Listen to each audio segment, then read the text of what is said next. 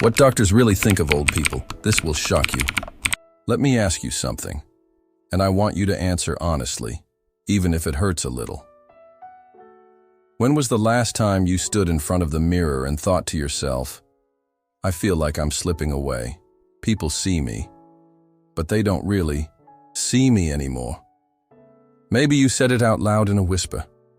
Maybe you didn't dare give it words. Maybe it showed up only as a feeling, heavy, unspoken, tucked into the quiet spaces of your day. You know the moments I'm talking about. That doctor's appointment when you started explaining your symptoms, only to be interrupted before you finished your first sentence. They nodded, typed something into the computer, and you could tell. They weren't listening to you. They were listening to a category, an age group, a statistic. Or maybe it's when your children, the ones you once carried, fed, taught, and protected, now talk over you, insisting they know what's best. They don't mean to hurt you, but every time they do it, you feel your authority, your voice, your selfhood, slipping a little further out of their sight. Or maybe the most haunting moments are the quiet ones, the ones no one else sees. Those late nights when the house is still and you catch yourself thinking, has the world quietly decided my story doesn't matter anymore? If any of this stirs something in you, if a part of you just whispered, yes, that's me, then lean in. Because what I'm about to share is not easy. It's uncomfortable. It may even sting a little. But it might also be the beginning of reclaiming something you thought you'd lost forever. Your dignity, your agency, your right to be fully seen, and make no mistake. This isn't abstract advice. This isn't theory. This is about you, your life, your future. Your ability to keep writing chapters in your story instead of letting others quietly close the book on your behalf. Section 1. The subtle erosion of visibility. The truth is, invisibility doesn't arrive in a single dramatic moment. It is not as if one morning you awaken bright and vivid, fully recognized, and by evening you have simply vanished. No. It is a slow, almost imperceptible process, a layering of small diminutions that accumulate over time. You barely notice them at first, almost like tiny scratches on a window, until one day you step back and realize the world has quietly grown opaque, as if you've been erased in increments. It begins with the interruptions. Someone talks over you in a meeting. Your thoughts are brushed aside with a polite nod, while the conversation continues without pause. You hear the dismissive phrases, "Oh, that's normal for someone your age. Don't worry about it, we've got it covered." Small words, small gestures, yet each one chips away at your presence. Then come the exclusions, subtle but profound. The family decision made without your input. The doctor addressing your adult child rather than you, as though your understanding is assumed to be secondary. The casual way strangers, even acquaintances, alter their tone or pace around you, speaking slower, louder, as if your mind has softened along with your years. It's these little omissions, these minor adjustments by others, that begin to whisper a cruel message. Your voice, your perspective, your very self is optional. And perhaps the most insidious part, you begin to internalize it. You hesitate before speaking, fearing to be difficult. You stay silent during conversations that matter, letting your opinions slide into the shadows. You wonder if your thoughts are still valid, if your insight carries weight, if your presence even matters at all. Each moment of self-censorship, each decision to step back, compounds the erosion. Dignity doesn't crumble in a single seismic event. It frays quietly, in countless invisible cuts. There are no open wounds to bandage, no scars to mark the loss. Yet the bleeding is real. Piece by piece, confidence seeps away, leaving you smaller in your own estimation, smaller in the eyes of the world, until the accumulation of invisibility feels inescapable. Analogy, the fading photograph. Consider an old photograph, one once vibrant with clarity. The expressions are sharp, the colors vivid, the edges crisp. But with time, the ink fades, the lines blur. Shadows creep into the details, softening them until the faces look almost like memories rather than people. That is what invisibility feels like, not just to others, but to yourself. You remain present, still alive, still capable, still deserving of attention. Yet in the perception of the world, the image of you is softening, losing definition, receding into a ghostly outline. You feel yourself there, but somehow not fully recognized, not fully accounted for. The cruelest part is the casual acceptance of this fading. It's normal, the world says. It happens to everyone eventually. But there is nothing natural about being unseen, nothing inevitable about the diminishment of presence. Invisibility is not the quiet settling of dust. It is an erasure, patient and methodical, and resisting it requires deliberate, conscious effort. Section 2. The weight of being dismissed. Let's pause and consider what it truly feels like to be dismissed over and over by people who hold power over your life, your health, your environment. Because on the surface, it might look trivial. Someone might say, "Oh, the doctor's running late. The kids just want to help. Don't take it personally." But here's the thing. You do take it personally, because it is personal. It's your body, your mind, your experience, your lived reality. Being dismissed isn't just a minor inconvenience, a social faux pas, a small ripple in the day. It is a profound undermining of your very existence. It is humiliating, disorienting, a subtle form of gaslighting that whispers insistently, what you know, what you feel, what you sense about your own life isn't reliable anymore. And when that message repeats, subtly, patiently, from enough sources day after day, something dangerous begins to happen. You start to question yourself. You wonder, am I overreacting? Is this exhaustion really just normal? Should I stop bringing up my pain? Should I let my family, my caregivers, someone else take charge of decisions that affect me? This is how agency erodes, not in a sudden, dramatic moment, but quietly, incrementally, until you are too worn down to assert yourself. Your voice retreats. Your confidence diminishes. You begin to doubt your own instincts, your own judgment, your own perception of reality.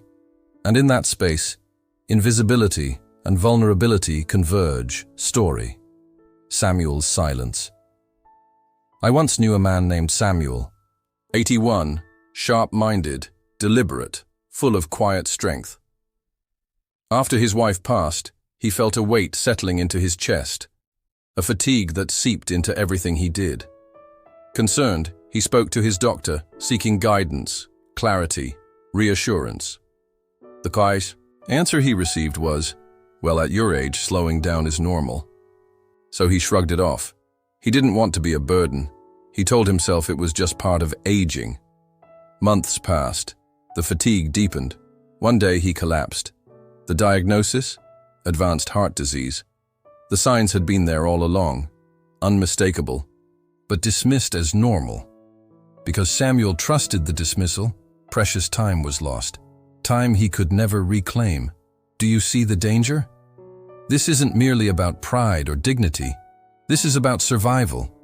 Every time your concerns are brushed aside, every time you're made to feel small, invisible, or irrelevant, the stakes are high. Your very life can hinge on whether your voice is heard and taken seriously, or silenced by the polite assumptions of others. Being dismissed is not just a social slight. It is an invisible weight pressing on the chest, a quiet theft of confidence, control, and even safety. And the world, in its casual blindness, often fails to acknowledge how heavy that weight can become. Section 3. The quiet grief of being overlooked beyond the medical system, beyond the doctors, prescriptions, and checklists. There is another grief, quieter, subtler, yet no less painful. It is the grief of being overlooked by the people who should know you best, who should see you most clearly, your family, your friends, the people who love you. Picture a family gathering. The table hums with conversation. Plans are made. vacations, financial decisions, future arrangements, voices rising and falling like waves. You are there, physically present, but unseen in the currents. You sit quietly, holding your thoughts because no one thought to ask for your input. Or perhaps you summon the courage to speak, only to be met with a polite nod, a soft smile, a gentle deflection, as though your perspective belongs to another time, another era, no longer relevant to the here and now. This grief is insidious. It is not loud, but it is heavy. It seeps into the bones. It is the slow realization that your presence no longer shapes the world around you in meaningful ways, that your ideas, your experiences, your insights are being sidelined. This is not just exclusion from decisions.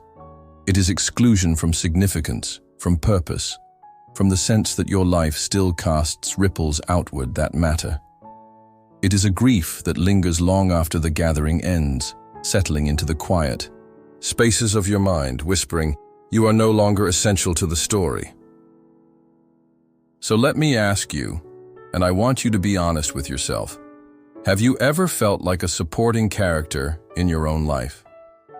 That the story is unfolding around you, yet you are no longer the one turning the pages? That the events, the decisions, the laughter and the tears happen with you, but not because of you? If your answer is yes, it does not mark weakness. It does not mark failure. It marks something far more human. The reality of being made to feel small in a society that too often forgets to honor its elders, that too often measures worth in speed, productivity, or novelty, rather than wisdom, experience, and presence. And, yet, this is crucial, just because the world forgets your worth, just because your voice is brushed aside, your input ignored, your presence minimized, your worth has not diminished. The silence of others does not erase your insight. The casual exclusions of family or friends do not erase your meaning. Your life still matters. Your perspective still matters. Your presence still has the power to shape, to influence, to leave a mark. Grief, in this sense, is not weakness. It is testimony. It is proof that you are still human, still feeling, still fully alive, even in a world that too often overlooks you. And naming that grief is the first step toward reclaiming the space you deserve, the space that has always been yours. Section 4. Reclaiming your voice. The challenge and the opportunity is to reclaim your voice before the silence hardens into habit. Because once quiet becomes default, once stepping back becomes automatic, the world begins to assume it is permanent. And in that assumption, the erosion of presence feels irreversible. But it is not. Your voice can be reclaimed piece by piece, word by word, act by act. It begins with permission, the simplest and yet most radical act of all. You must give yourself permission to be heard, to occupy space, to assert your right to speak, to be seen, to matter, to refuse the rush, the interruption, the casual dismissal. You must remind yourself, your thoughts, your feelings, your experience, they are valid, they are essential, they are yours. In the doctor's office, reclaiming your voice might be as simple and as profound as saying, "I'm not finished yet." Please let me explain. A statement of assertion, a claim to agency, a refusal to be sidelined. With your family, it could look like this. "I appreciate your concern, but I need you to hear what I want. This matters to me." At first, these words may feel heavy in your mouth, awkward, unnatural, even daring. But they are lifelines. Every time you say them, every time you assert yourself, you reclaim another inch of the ground that has been quietly taken from you. You chip away at the accumulated invisibility, the habitual silencing, the quiet resignation. And then, slowly, imperceptibly at first, a shift begins to take place. Not only in how others perceive you, but in how you perceive yourself. You remember that your voice carries weight, that your opinions are meaningful, that your presence matters. Confidence is not restored in a single triumphant declaration. It is restored incrementally in every small act of self-assertion. Reclaiming your voice is an act of courage. It is an act of self-respect. It is an act of resistance against the subtle erasures that the world, even unintentionally, imposes. And it is an invitation to yourself and to everyone around you to recognize the truth that has never changed. You are here, you are seen, and you are worthy of being heard. Closing. The flame that doesn't go out. So let me leave. You with this image, inside you burns a flame, not a fragile flicker, not a candle easily snuffed by passing winds, but a flame that has endured every storm, every heartbreak, every triumph, every moment that has tested your spirit. It has been dimmed, yes, sometimes almost to the point of invisibility. But it has never been extinguished. That flame is resilient. That flame is stubborn. That flame is proof that you have survived and that you continue to exist with purpose and presence. The world may try, subtly or overtly, to lower that light, to make you quieter, easier to manage, less visible, to whisper, through dismissals, exclusions, interruptions, or neglect, that you are no longer essential, that your voice is optional, that your presence is negotiable. But the flame inside you does not belong to the world. It is yours. It is your life force, your dignity, your truth. No one can take it without your permission. And here is the vital truth. Your story is not over, not until you decide to put down the pen. Each day, each moment, each choice is a chance to fan the flame, to let it burn brighter, to claim your visibility, your voice, your agency. The chapters ahead are unwritten, and you are the author. So the next time you catch your reflection and feel yourself slipping, feel the quiet erosion of confidence or presence, I want you to hold on to this. You are not fading. You are not done. You are still here, still alive, still capable, still worthy of being fully, fiercely, unapologetically seen. The flame within you is stubborn, and so are you. Let it shine.